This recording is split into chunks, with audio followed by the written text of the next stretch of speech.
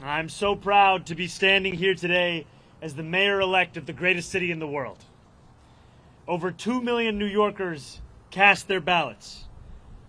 Whether they were the more than million who supported this campaign or the others who supported someone else, or whether they felt too disappointed by the political process to participate at all, I will work every day to honor the trust that I now hold. The poetry of campaigning may have come to a close last night at 9, but the beautiful prose of governing has only just begun. The hard work of improving New Yorkers' lives starts now. That process begins with transition. In the coming months, I and my team will build a city hall capable of delivering on the promises of this campaign. We will form an administration that is in equal parts capable and compassionate, driven by integrity, and willing to work just as hard as the millions of New Yorkers who call this city home. And central to that effort is a transition team that is defined by the excellence New Yorkers will soon come to expect from government. Our team will be directed by Ilana Leopold, whose roots in this city extend back to her grandmother running the trams on Roosevelt Island. She has extensive experience in city government and has been a key part of our campaign to become the next mayor of this city. And it will be led by our formidable co-chairs, former Federal Trade Commissioner Chair Lina Khan, former First Deputy Mayor Maria Torres Springer, United Way President and CEO Grace Bonilla, and former Deputy Mayor for Health and Human Services Melanie Hartzog. Over the coming days, we'll start announcing the leaders who will implement our agenda. People like deputy mayors, who oversee entire areas of government, and the commissioners, who carry out the critical work of city agencies. Some of these people will have familiar names. Others will not. What will unite them will be a commitment to solving old problems with new solutions. We will cast a wide net. We will speak to the organizers on the front lines of the fight to improve our city, government veterans with proven track records, policy experts from around the country and the world, and working people who know better than anyone what their neighborhoods need. Throughout this campaign, I have worked hard to be accessible and transparent with New Yorkers. That same spirit will animate this transition and the city hall we build, because New Yorkers deserve a government that they can trust. And on January 1st, when our city celebrates the inauguration of a new administration, let us also celebrate a new era for our city, one that we all feel invested in and whose success we all work to achieve. Now, it is my pleasure to invite Ilana Leopold to deliver a few words. Thank you. Thank you. Good morning. My name is Ilana Leopold, and I'm very honored to serve as the Executive Director of Mayor-elect Mamdani's leadership team. I want to thank Zoran for his faith in me, both on the campaign trail and in this next exciting chapter of this movement. As a third-generation New Yorker raised in Mitchell-Lama housing and educated at CUNY, I bring to this work a deep appreciation for the city's promise and a commitment to expanding it for others. I love this city deeply, and I'm so grateful for the opportunity to help shape its future. I'm also expecting a child soon, and so I want the future that she inherits to be one of possibility and opportunity, and I want my new family, like so many others, to be able to rely on the universal child care that Zoran campaigned on. I know from firsthand experience that no one will fight harder for New Yorkers than Zoran. He has the vision and ambition necessary to drive down the cost of living so that families like mine can afford to live in the city we've built. I cannot wait to help our next mayor build a government for and by all New Yorkers. Thank you.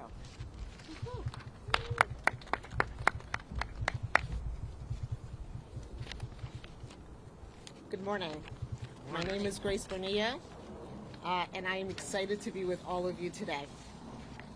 I want to congratulate Mayor-elect Mamdani on his historic victory and a campaign that captured the imagination of so many and centered the needs of working New Yorkers as a North Star. I'm honored to be part of a transition team and eager to work with you to build an administration that will work tirelessly to ensure working New Yorkers can finally afford to live and raise their families in the city that they love. As a native of Queens and a daughter of Ecuadorian immigrants who has dedicated my career to fighting for vulnerable New Yorkers, this appointment means a lot to me, particularly at a time when our immigrant communities and the people I serve are under attack. As we stand here today, 1.8 million New York City residents are without benefits to feed themselves and their families because of the inactions from the federal government. I am confident that Mayor-elect will always stand by New Yorkers and fight against any federal encroachment and that target the programs our neighbors need to survive. I look forward to helping him to build working to build an effective government that keeps every New Yorker safe, healthy, housed, and built on the promise of our city and the brilliance of our people. Ahora en español. Ante todo, quiero felicitar al alcalde electo Mamdani por su victoria histórica y por una campaña que cautivó a tantos y que le dio prioridad a las necesidades de los neoyorquinos luchando por sobrevivir en esta ciudad. Estoy muy orgullosa de formar parte de su equipo de transición y estoy lista para trabajar con usted para construir una administración que se esfuerza incansablemente para garantizar que todos los neoyorquinos puedan finalmente vivir y criar a sus familias en esta ciudad que tanto amamos. En este preciso momento, 1.8 millones de residentes de la ciudad de Nueva York carecen de beneficios para alimentar a sus familias y a sí mismos, debido a la inacción del gobierno federal. Confío que en el alcalde electo siempre defenderá a los neoyorquinos y luchará contra cualquier acción federal que afecte negativamente a los programas que nuestros vecinos necesitan para sobrevivir. Espero poder ayudar a construir un gobierno eficaz que garantice la seguridad, la salud y la vivienda de todos los neoyorquinos y que aproveche el potencial de nuestra ciudad y el talento de nuestra gente. Muchas gracias.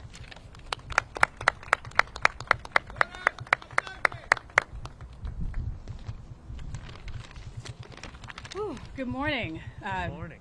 My name is Mel Hartzog. No one calls me Melanie except my mother when I'm in trouble. And I'm so excited to be with you all today. I first want to start off by congratulating our Mayor-elect Mamdani on an impressive and amazing campaign and victory last night. In my day job, I lead the New York Foundling, one of the city's largest and oldest social service organizations. I previously served across 2 administrations as the Deputy Mayor for Health and Human Services, Director of the Office of Management and Budget, Deputy Commissioner for the Administration for Children's Services, among other roles. There's one thing I've been reminded of in this work, time and time again. It all comes down to economics. Paying your rent, putting food on the table, taking care of your kids. That's what New Yorkers care deep down about, and that's what the Mayor-elect has so successfully tapped into. It's my honor to join the Mayor-elect and this incredible group of women who epitomize public service to make sure that we bring the very best, brightest, and most principled people to deliver for our fellow New Yorkers on this moment of promise. Thank you so much. Good morning, everybody. It's great to see you all. I want to start off by just congratulating our Mayor-elect Mamdani on an incredible victory and a just remarkable campaign this last year. I think what we saw last night was New Yorkers not just electing a new mayor, but clearly rejecting a politics where outsized corporate power and money too often end up dictating our politics, and a clear mandate for change where New Yorkers can get ahead and where all workers and small businesses can thrive, not just get by. I think what we saw through the campaign was an operation that showed extraordinary discipline, rigor, talent, and I know that Zoran has the vision and courage to make sure that we can actually deliver. It's such an honor to get to be part of his transition team, and I'm so excited to work with the co-chairs to make sure that we are building an administration that can hit the ground running on day one and deliver for all New Yorkers. Thank you so much. Good morning, everyone. My name is Maria Torres Springer, and first and foremost, I want to congratulate the Mayor-elect on his extraordinary victory last night and on building a campaign for and by the people. I'm so thrilled to join his transition team of extraordinary women, by the way, and help ensure that his administration is ready to govern boldly and effectively on day one. As the daughter of immigrants who believed in the promise of this country, and as a proud New Yorker who loves and believes deeply in this city, I have so admired the way the mayor-elect ran a campaign that reminded us that home is both our greatest challenge and the greatest hope for our future. I remain deeply proud of the work that I did across 3 mayoral administrations to make our city more affordable and more just. This has been my life's work. And I'm eager to bring that experience, all of the lessons learned, what worked, what didn't, to help the mayor-elect achieve early, tangible wins for New Yorkers. Despite the headwinds we face as a city and as a country, the mayor-elect has truly rekindled something very powerful: our shared faith in New York's capacity to do big things and to dream boldly. Importantly, he and I share an undimmed belief in government's capacity to deliver for working people, an undimmed belief in public servants' capacity to not just meet, not even just exceed, but defy expectations.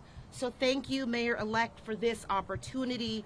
I look forward to helping you build an administration that gets to work joyfully and urgently to lower costs, build homes, expand childcare, and ensure that every New Yorker can build a life of dignity in this city that we all love. Thank you. Everyone, we'll take your questions, and the co-chairs are available to answer questions as well. We'll start with you, Marcia.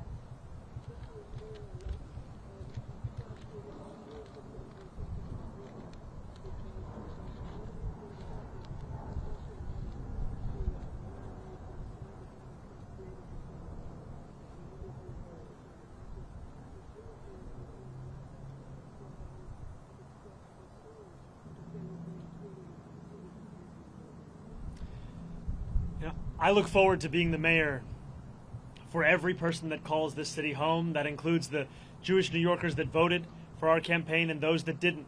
My responsibility is to all 8.5 million New Yorkers, and we chose this location as a reflection of the borough that I serve and the fact that we are proud to be known as the world's borough. And for far too long, that embrace of so much of what makes New York City special, so much of what makes it the place that we are proud to call it our home, it has been missing in our leaders in this city. And I am excited to be the first immigrant to lead this city in generations. And excited more, frankly, to deliver on an agenda of affordability alongside these incredible co-chairs for New Yorkers across the 5 boroughs. Right here, sorry, we're going to go to Josie right here. Yeah.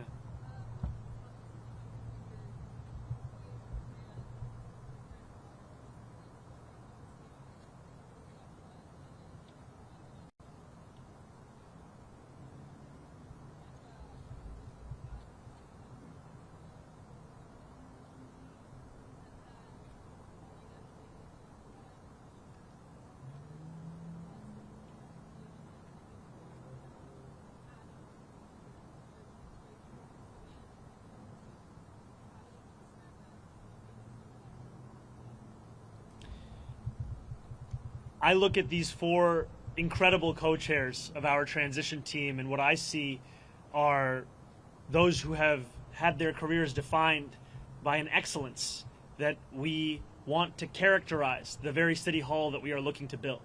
These will be the leaders of our transition, and also this transition will expand and extend beyond any one specific set of issue areas. So the topics of education and public safety continue to be of immense importance. We continue to prepare for the delivery on those very issues alongside the others that concern New Yorkers, and that will be the work of the next 57 days.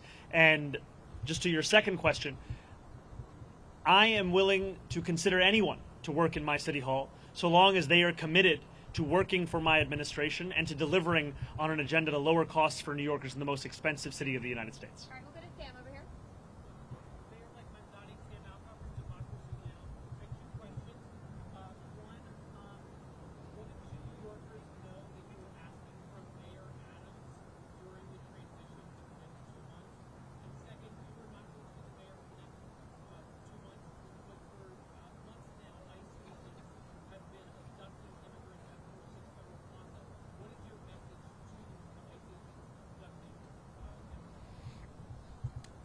My message to ICE agents and to everyone across this city is that everyone will be held to the same standard of the law. If you violate the law, you must be held accountable. And there is sadly a sense that is growing across this country that certain people are allowed to violate that law, whether they be the president or whether they be the agents themselves. And what New Yorkers are looking for is an era of consistency, an era of clarity, an era of conviction. And that is what we will deliver to them. And I am looking forward to having conversations with Mayor Adams and his administration about the work of the transition to ensure that the handover is a seamless one and that it is one that benefits the shared work we all have to deliver for the people who call the city home. Thank you. Thank you. Everybody's asking too.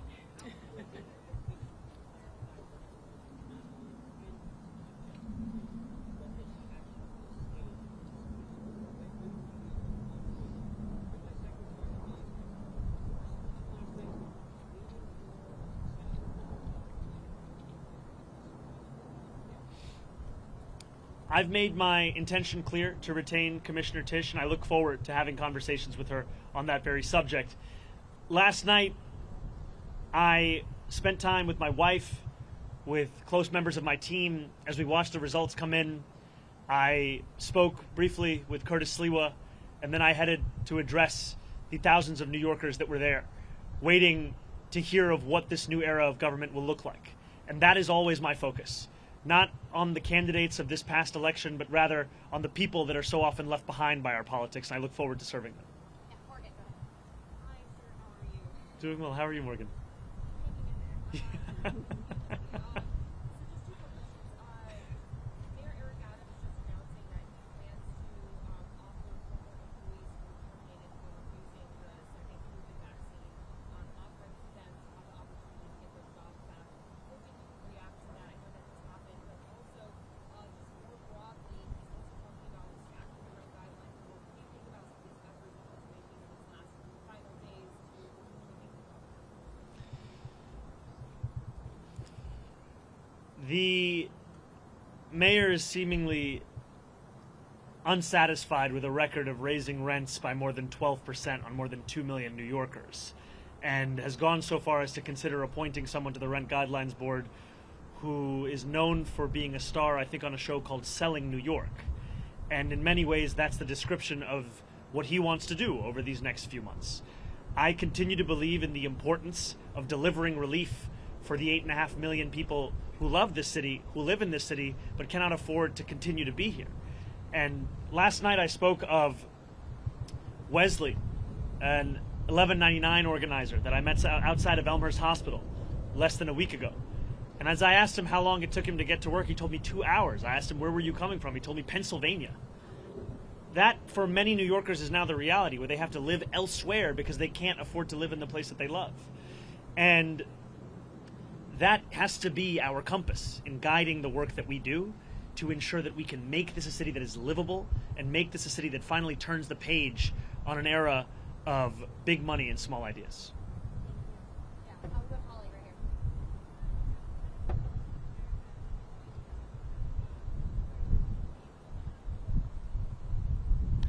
I am looking forward to having every member of my coalition being a part of our transition. The transition will be guided by the work that we need to do, and the coalition that brought me to this point has done an immense amount of work and has also been leading in the fight for dignity for working class New Yorkers.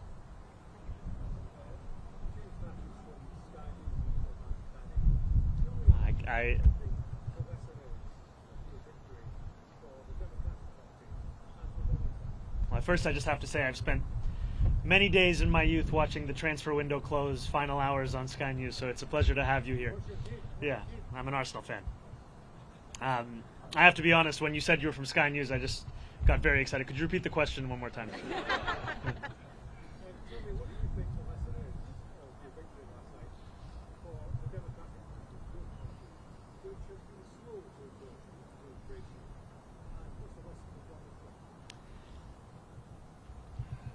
I think the lesson for the president is that it's not enough to diagnose the crisis in working class Americans' lives. You have to deliver on addressing that crisis. This is a president who ran a campaign on the promise of cheaper groceries, and now, as was said by one of our co-chairs, has gone so far as to cut SNAP benefits for close to 2 million New Yorkers. Someone who is literally making it harder to afford those same groceries whose price he was decrying not that long ago.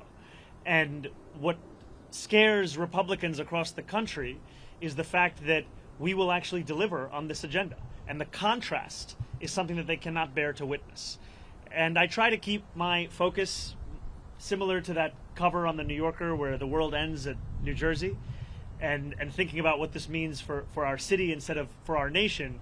And I will tell you that for our city, what left me with such great hope last night were the stories from so many New Yorkers who had never voted before, who had lost hope in politics years ago.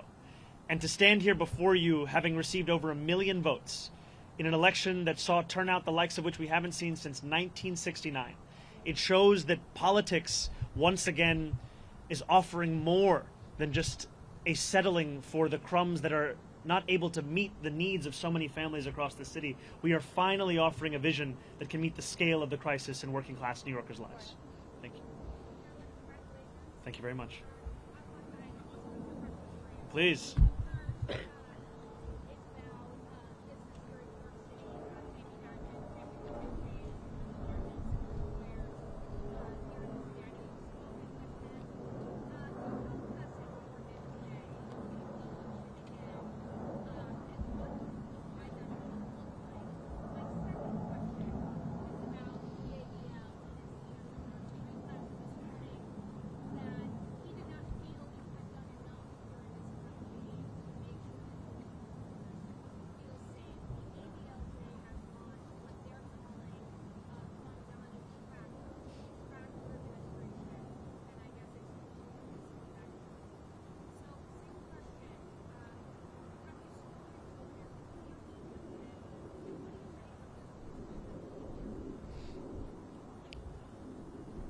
I look forward, I'll first answer your first question, then I'll go to your second. I look forward to meeting with Jamie Dimon and meeting with anyone who is concerned about the future of our city and is invested in the vitality of that same city. And these are not very different from the conversations I had over the course of this campaign with many business leaders who, while we may have disagreements on fiscal policy, we also found many areas of agreement as to what the city actually needed. And I think it is critically important that we start to embody a style of leadership that does not demand agreement across every single issue in order to even have a conversation. We need to be able to deliver for New Yorkers, and that means to meet New Yorkers, even those with whom we have any disagreements. So I look forward to having those kinds of meetings, be it with Jamie Dimon or be it with other business leaders, and continuing to show that our affordability agenda is an agenda that would also benefit businesses across the city. Because what I've heard from many of those same business leaders is that the inability for city government and state government to provide universal child care has led to businesses sometimes having to provide stipends to their own employees given the expense of that child care.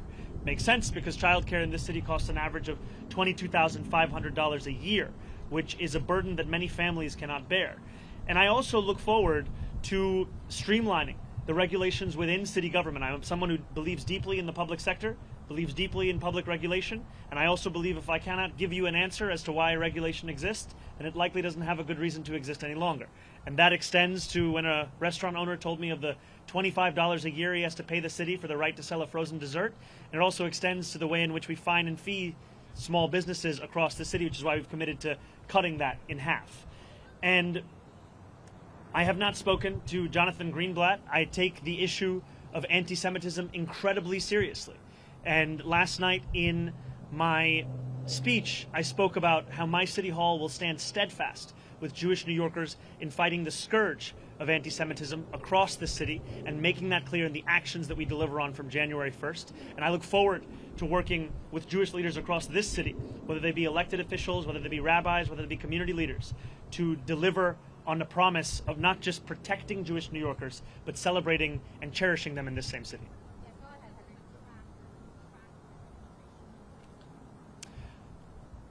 I think that anyone is free to catalog the actions of our administration. I have some doubts in Jonathan's ability to do so honestly, given that he previously said I had not visited any synagogues, only to have to correct himself. Yes, I yes. do find Yes. I do find It's a second 2-for-1 day. Oh yeah, a little Yeah. more interesting. So, on President Trump and on delivering real, tangible results, as you alluded to last night with your new era, as Maria Torres Springer just said, how do you balance, or have you given thought to balancing combating President Trump and not getting lost in that fight where you are not delivering the campaign promises? And second, I'm just curious, kind of in the quiet hours of last night, you got off stage, you went home, maybe you were sitting by yourself, maybe it was just you and your wife. I'm wondering what those sort of thoughts in your head were in those quiet moments after this sort of enormous accomplishment and the weight of what's about to come your way. It's very funny. Everyone is asking two very different questions. I'm trying to strike the right tone between all of them. New Yorkers are facing twin crises in this moment: an authoritarian administration and an affordability crisis. And it'll be my job to deliver on both. It'll be my job to stand up for the city and also to ensure that we do not look at Washington, D.C. as if it is the reason for all of the problems right here in New York City. Many of the issues we are speaking about, they predate President Trump. They are issues that for too long we have turned a blind eye to, or we have sought to rationalize or normalize. And what I'm so excited by in looking at these incredible women who will be leading our transition is a track record of being able to handle multiple crises at the same time. Crises which so often for others might be the only focus. For so many of the people on this stage, they were one of many. And these are the crises of cost, these are the crises of conviction, these are the crises that have come to describe much of our politics. And I find immense confidence in the fact that we are already building a team that has shown its ability to deliver and that will continue to show that over the next 57 days and beyond. I cannot tell you that I had many quiet moments between last night and this morning, but some things that I have been left with, whether it was in sitting with my wife or with close members of my team without whom none of this would have been possible, is the sense of hope that New Yorkers have. When I left the venue yesterday evening, there were hundreds of New Yorkers waiting outside. And so many of them were young New Yorkers. So many of them, it may have been their first vote they were ever eligible to cast. And in their eyes and in their shouts and in their screams, I heard the potential for what our politics could be.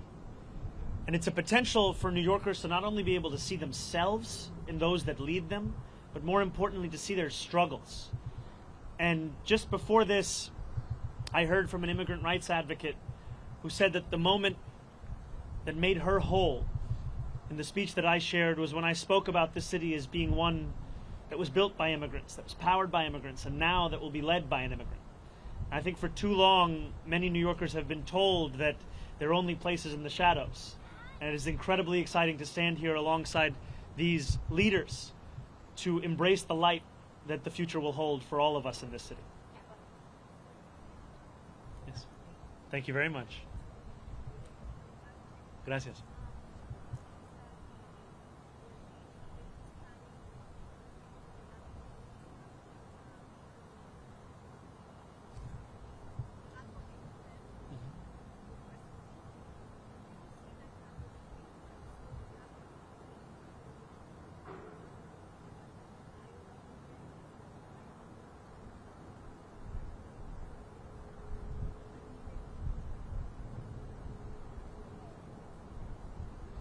The White House hasn't reached out to congratulate me. I continue to be interested in having a conversation with President Trump on the ways in which we could work together to serve New Yorkers, whether that be delivering on his campaign promises around cost of living or the many issues that New Yorkers have been sharing with me about the drastic impacts that the legislation that President Trump has ushered through Washington will mean for them and their lives. And too often we understand these impacts solely at an individual level. But if we just speak a little bit more about SNAP benefits, these are not just affecting the close to 2 million New Yorkers who are on SNAP, these also affect the grocery stores across our city. There were a number of mom and pop owned grocery stores that spoke to me about the fact that in the Bronx, SNAP revenues make up more than a quarter of all of their revenue. And this has the impact of decimating their ability to keep their doors open. And so I look forward to having those conversations and to making clear that if there is ever anything to be spoken about that could benefit the people of the city, I am ready and willing to speak to anyone about it. But if it is a conversation to come at the expense of those people, then I will fight that idea tooth and nail, because my job is to serve this city.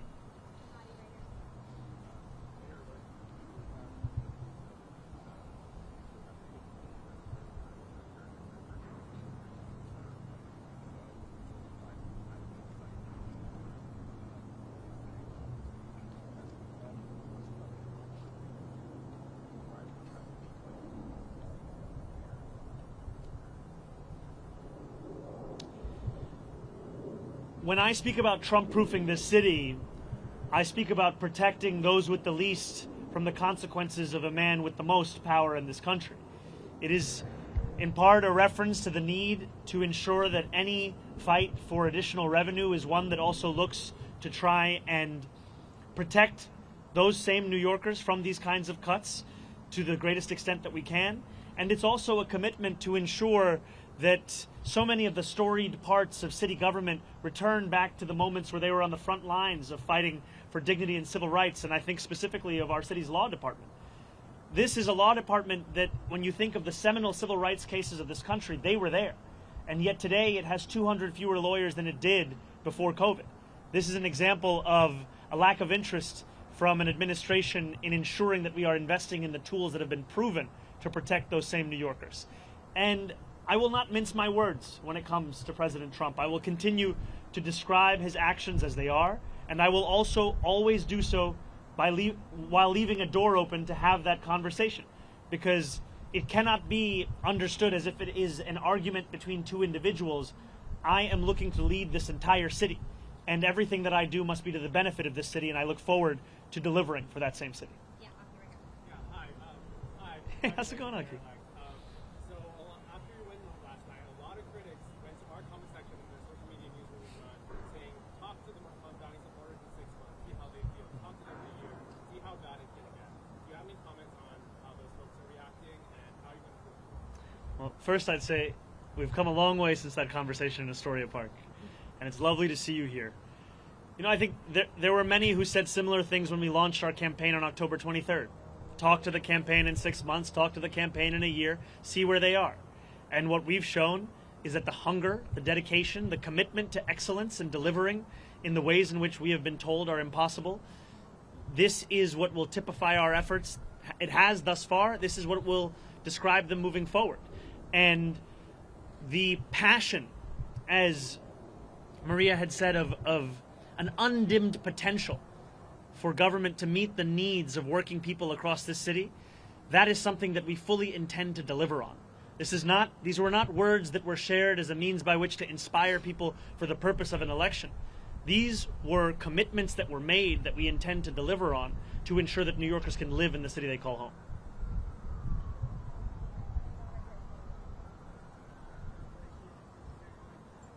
I'm sorry, could you come a little closer or speak a little louder?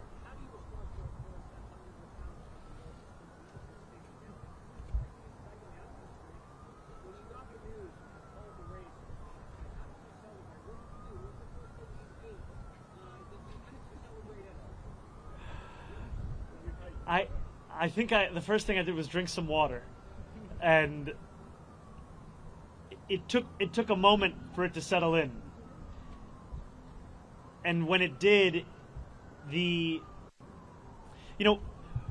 oftentimes this job is described with the language of burden, responsibility, pressure. And those things are true. But what is lost is opportunity. And that is really what I felt in that moment when this race was called. The opportunity we have to deliver for people who have come to expect so little from the politics of their city.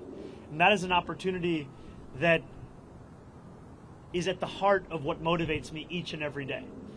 And I look forward to fulfilling the trust that was put in me by the more than 1 million New Yorkers who voted for our campaign, and also by New Yorkers who've had concerns or skepticism. I don't begrudge them, because they were subject to tens of millions of dollars in attack ads that told them the thing that should keep them up at night was me, when in fact what I've heard from New Yorkers that the thing that keeps them up at night is the cost of rent, of groceries, of childcare. And so I look forward to earning their trust as well. Because my vision of success is not that those who are skeptical leave this city, it's that those who are skeptical stay here in this city, and that we build a city that has room for even more to join us.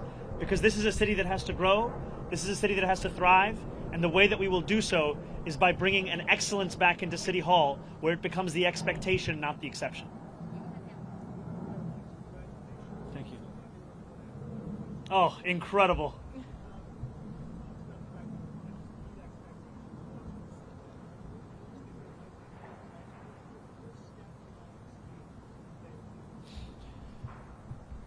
My first day in City Hall will look like my last day.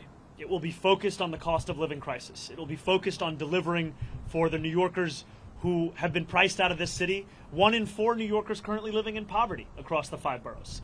And what excites me so much about being on the stage alongside these incredible leaders is that this is not a job that can be done alone. This is not a job that can be done by one person with one vision. It is a job that must be done by a team that is united in purpose in fulfilling the agenda that we ran on, an agenda of affordability. And for too long, we have heard from politicians who have told us what they can't do, and in reality what they mean to say is what they won't do. And I'm excited to prove that making people's lives better is not simply an ideal, it is something that we can fulfill in the day-to-day work of our administration. Thank you. Thank you very much, Ethan.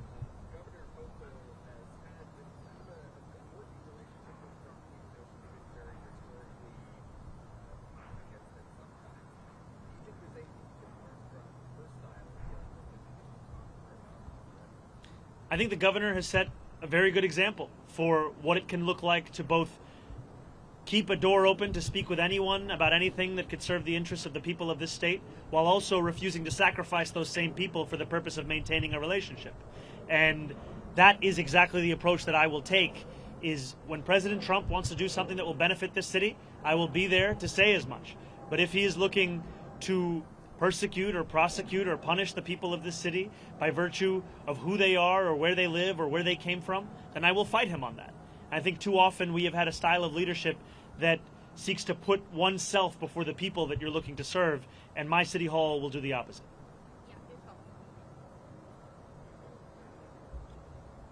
Oh, thank you.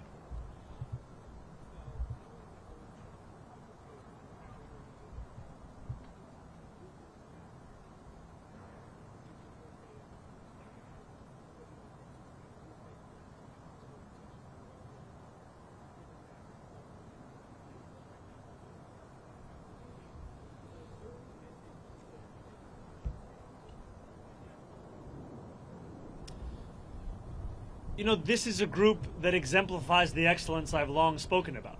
It is an excellence that New Yorkers have seen across multiple mayoral administrations. It is an excellence that they have seen at the federal level. And it's an excellence that has been displayed amidst a conviction of what government can and should and must do for New Yorkers. And I'm excited by the prospect of them leading this transition to deliver for those same New Yorkers. And I also am clear with the more than 100,000 volunteers who brought me to this point, with the more than 1 million New Yorkers who voted for our campaign, that the work does not end with an election. In fact, it continues until we deliver this agenda. And that delivery will be something that we do over weeks and months and years. And it will be something that we will take immensely seriously, because it is a delivery that will fulfill the hope that so many have put in us.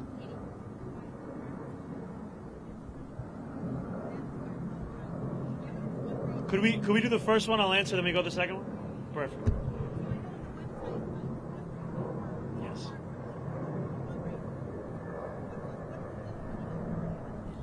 Well, thank you for the question. It's transition2025.com.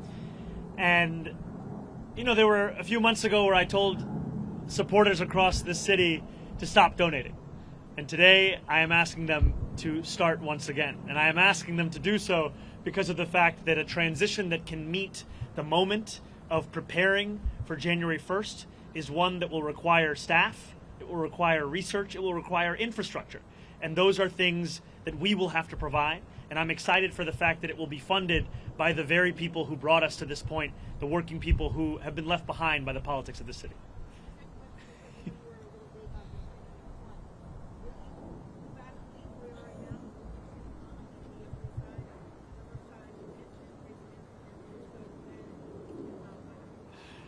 I did get a text from my super late this night. Look, I have been told time and time again, and I've embraced it, to not measure the drapes. And here I am the day after being asked to use a ruler. And I will tell you that my focus right now is on the transition team. I will speak with my wife. I will think about this further, but when I have something to share, it will be done so publicly. Andrew Cuomo did it.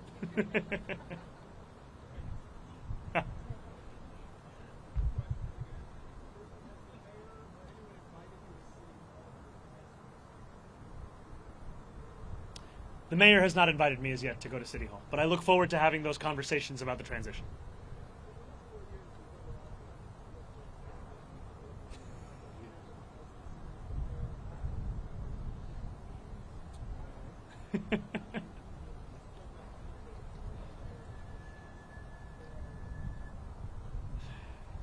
I don't see it as a question of which borough is on top. I am looking to serve every single one of the 5 boroughs. And in each of these boroughs, I find so much of the inspiration of the work that we have to do in City Hall. And I'm also proud to represent Queens in the state legislature. I'm proud to be a resident and an assembly member for Astoria and for Long Island City.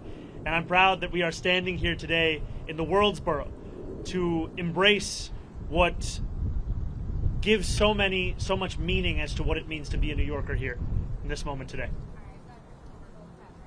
This guy's trying to get me to go against other boroughs. Unbelievable. Where's the suit? Good to see you.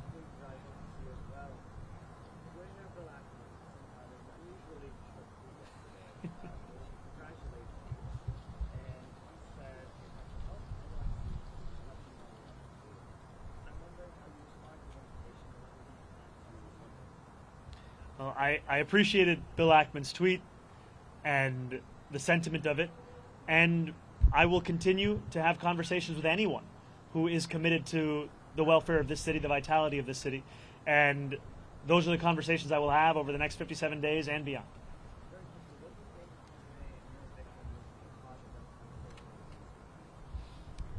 I can tell you what it means in this city. It means that the idea of a politics built around the delivery of dignity to each and every person who calls this city home, that politics is alive and well. And for too long, we have spent our time debating who deserves that dignity, as opposed to delivering it to each and every person who calls the city home.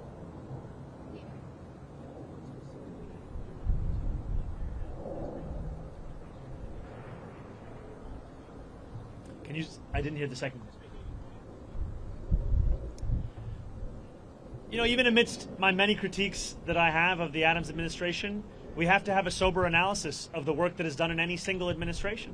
And I think that City of Yes is something that is a significant and good step forward.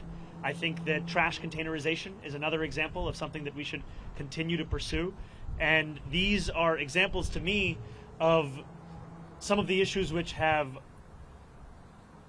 been long recognized by New Yorkers as ones that need to be contended with by government and ones that have simply been ignored. And I look forward to continuing on those issues and then correcting the course in many and other areas of city government. And I look forward to working with the council and with the next speaker on delivering on an agenda of affordability for each and every person that calls the city home. Thank you guys so much. Thank you all. Thank you.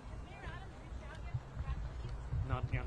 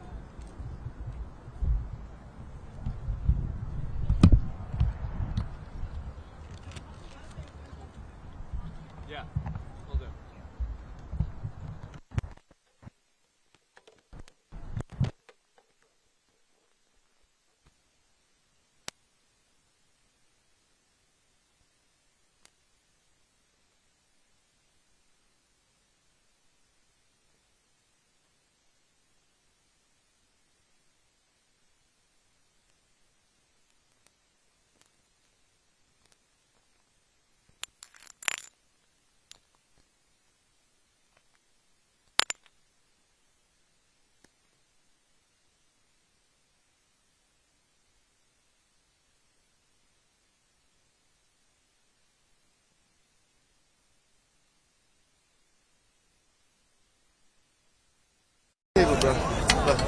Oh, that's the one I borrowed from my borrowed cable. Don't blame mine, man. It's like 25 years right here. Get rid of it. You don't get rid of old stuff. Right?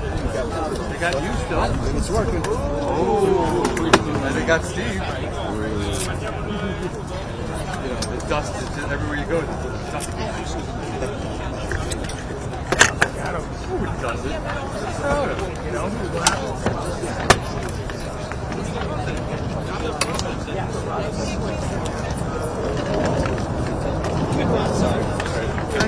No problem.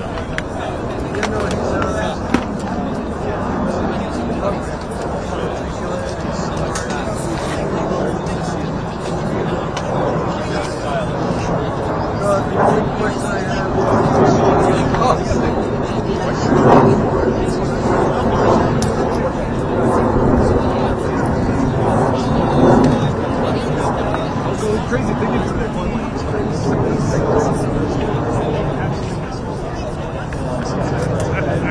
Thanks, man. We're in New Era.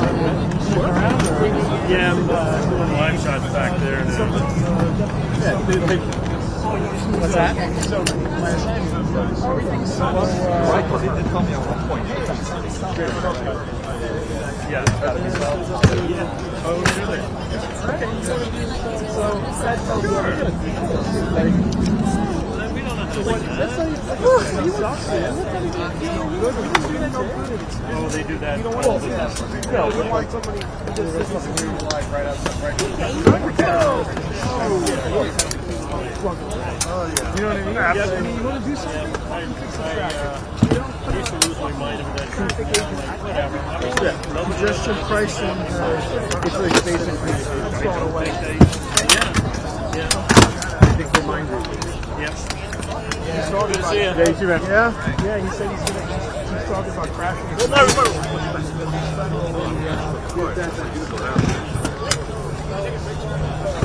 There's something to do about it that's special. Who knows, right? This is going to be a 4-year war for Trump and Mamdani. But Mamdani has nothing to do with congestion pricing. That's the governor. I just wanted to fix the fucking traffic. So if he could do that, then, you know, great. Right into the press. And that would require putting a traffic cop in the corner of every traffic cop. You really want them to fuck up traffic. every street corner. Nah, bro. Back in the day, you May I drive come home, down? right? And when there was traffic cops everywhere, you were